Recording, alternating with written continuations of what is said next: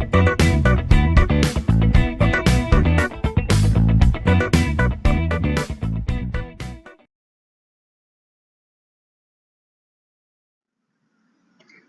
dear students to lecture 6 of module 4. In this lecture we'll continue with the RSA algorithm. In the previous lecture we have learnt about RSA algorithm. Today's lecture we learn about RSA algorithm to process multiple blocks of data. So in this we are considering an example, the plain text as how are you. In this simple example the plain text is an alphanumeric string. Each plaintext symbol is assigned a unique code of 2 decimal digits. For example, small a is taken as 00 and capital A is taken as 26 and so on. A plaintext block consists of 4 decimal digits or 2 alphanumeric characters. So let us consider the general approach for RSA processing of multiple blocks. Here in these circles you can observe the order of the processing of the blocks over here. So first we take here a random number generator is there. So we have E, P and Q. We know that we need E, P and Q. Then from then the RSA process, then we calculate N is equal to PQ. Then the torsion function is calculated. Then D is calculated, which is E inverse mod of phi of N. Now after this first see N equal to PQ is calculated, so we get the public key. Public key is E comma N. Once you obtain the public key, then this is kept here. We take the plain text. This plain text is converted to a decimal string. This decimal string is taken as block of numbers. Previously it was just one simple message, one single message. Now here it is a multiple blocks of message. Previously only one block. Now this is converted blocks of numbers. Then how do you get ciphertext? Ciphertext is that is m to the power e mod n. Instead of m, here we have different blocks. So p1, p2, p3. So c1 is equal to p1 to the power e mod n, where we have already calculated the public key. Now this is transmitted to the recipient. At the recipient end, now again D, N is also calculated, so that is a private key.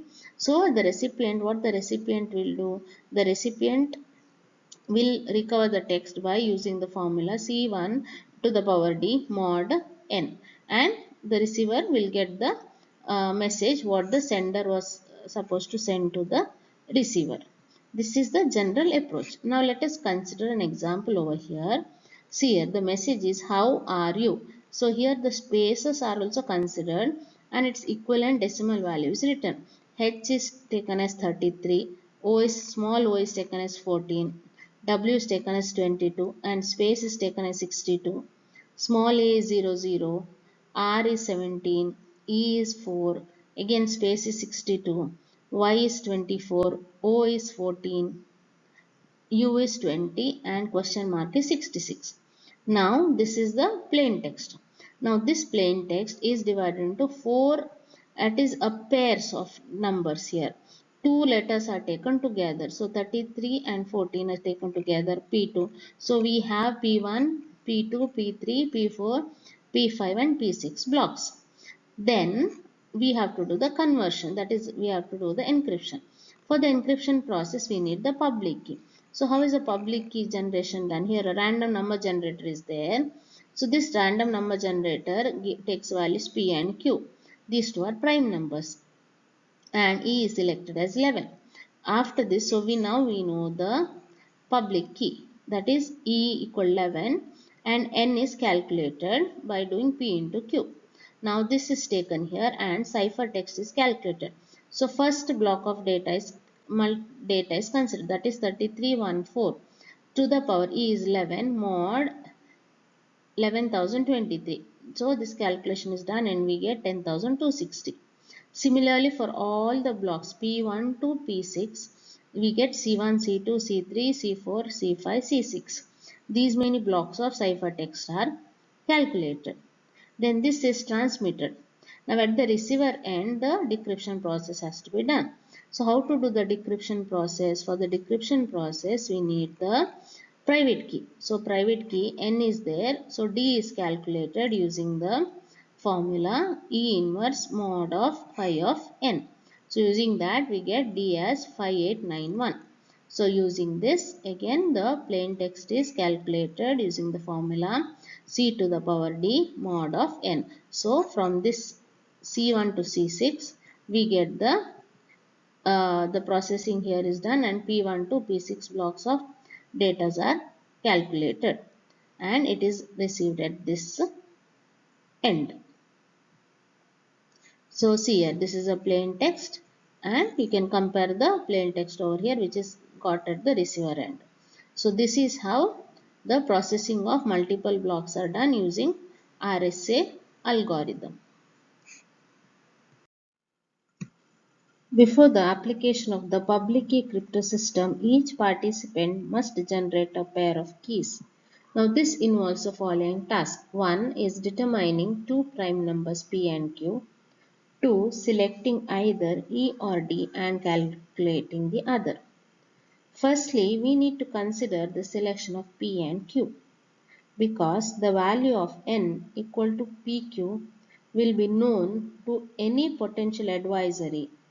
In order to prevent the discovery of P and Q by exhaustive methods, these primes must be chosen from a sufficiently large set, that is, P and Q must be large numbers.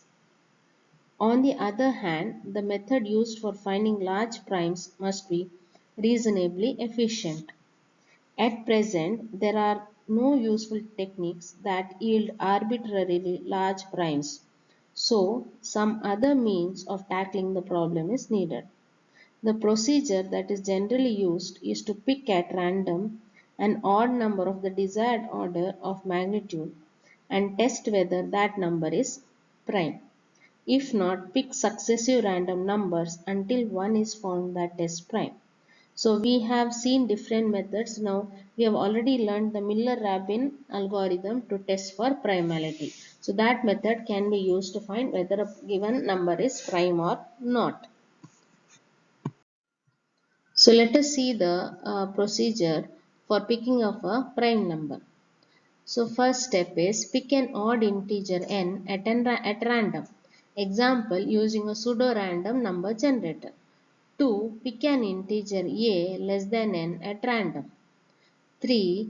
Perform the probabilistic primality test such as Miller-Rabin with a as a parameter.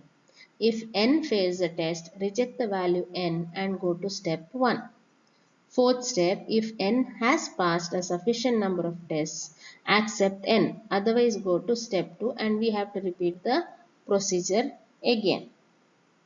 This is somewhat tedious procedure. However, we need to remember that this process is performed relatively infrequently. Only this is needed to be performed when you need a new pair of keys, that is a public key and a private key. There are 5 possible approaches to attacking the RSA algorithm. First one is the brute force.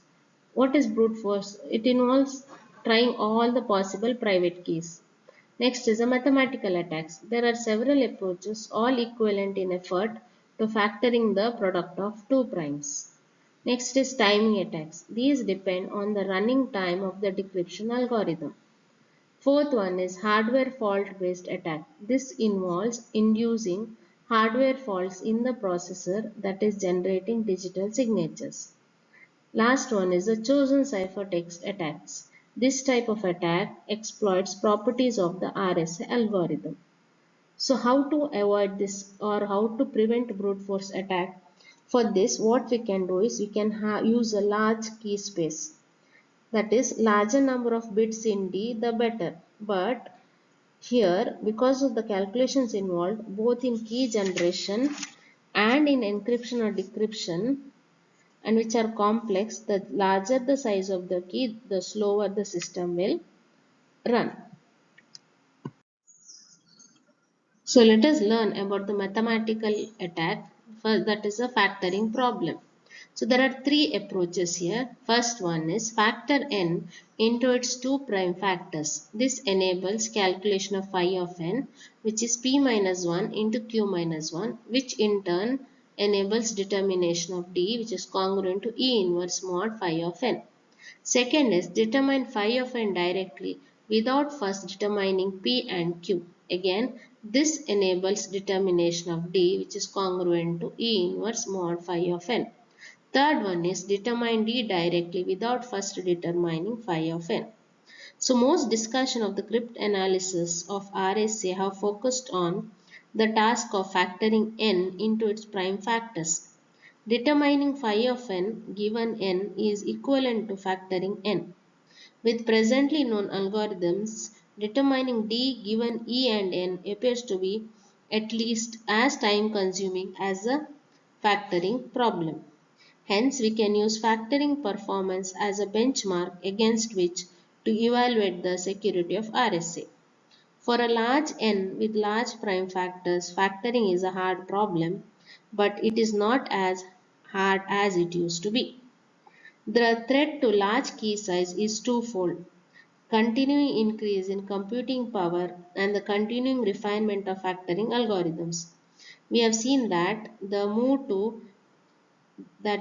to a different algorithm resulted in a tremendous speed up. We can further expect refinements in GNFS, and the use of even better algorithm is also a possibility. Next is the timing attack. Paul Kosher, a cryptographic consultant, demonstrated that a snooper can determine a private key by keeping track of how long a computer takes to decipher messages. This attack is alarming for two reasons. It comes from a completely unexpected direction, and it is a ciphertext only attack. A timing attack is somewhat analogous to a burglar guessing the combination of a safe by observing how long it takes for someone to turn the dial from number to number. In this algorithm, modular exponentiation is accomplished bit by bit with one modular multiplication performed at each iteration and an additional modular multiplication performed for each one bit. The attack is simplest to understand in an extreme case. Suppose the target system uses a modular multiplication function that is very fast in almost all cases, but in a few cases takes much more time than an entire average modular exponentiation. The attack proceeds bit by bit, starting with leftmost bit. Suppose that the first j bits are known. For a given ciphertext, the attacker can complete the first j iterations of the loop. The operation on the subsequent step depends on the unknown exponent bit. If the bit is set then as d, then d into a mod n will be executed. For a few values of a and d, the modular multiplication will be extremely slow, and the attacker knows which these are. Therefore, if the observed time to execute the decryption algorithm is always slow, when this particular iteration is slow with the 1 bit, then this bit is assumed to be 1.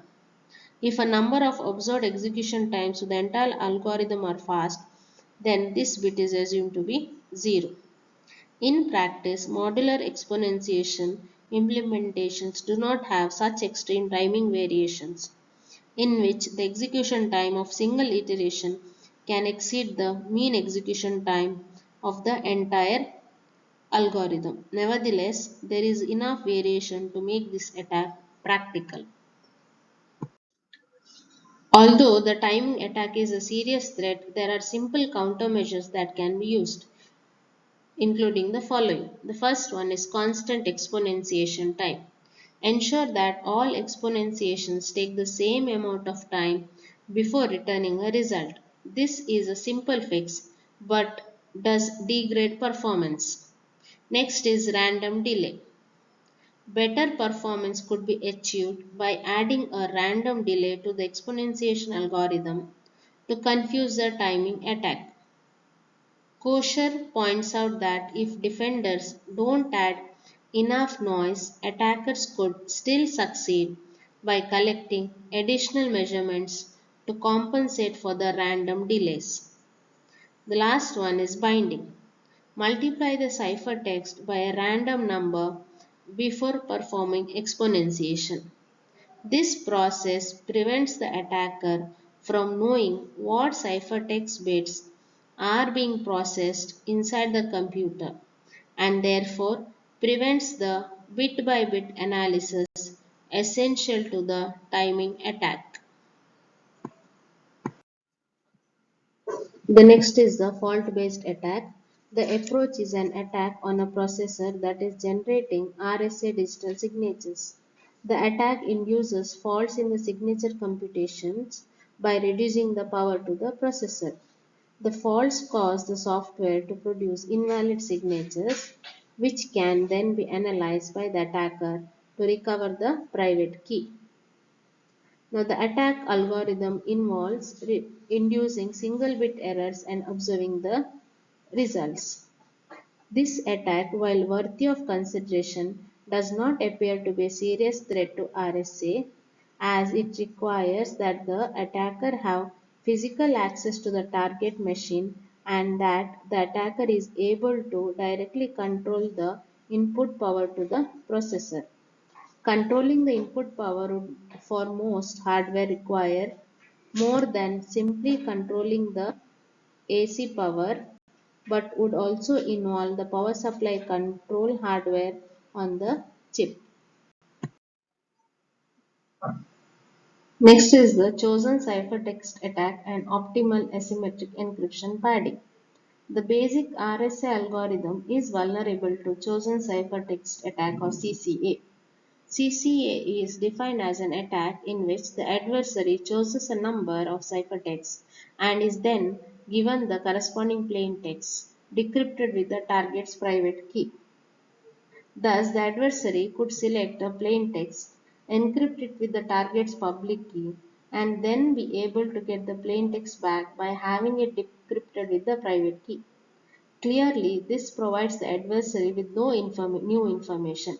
Instead, the adversary exploits the properties of RSA and selects blocks of data that, when processed using the target's private key, yield information needed for cryptanalysis. To overcome this chosen ciphertext attack, practical RSA-based crypto systems randomly pad the plaintext prior to encryption. But there are more sophisticated CCAs, and a simple padding with a random value has been shown to be insufficient to provide the desired security. To counter such attacks, RSA Security Incorporation has devised a method known as Optimal Asymmetric Encryption Padding (OAEP). You can observe it in this figure. Now in this, what is done over here is, as a first step, message M to be encrypted is padded.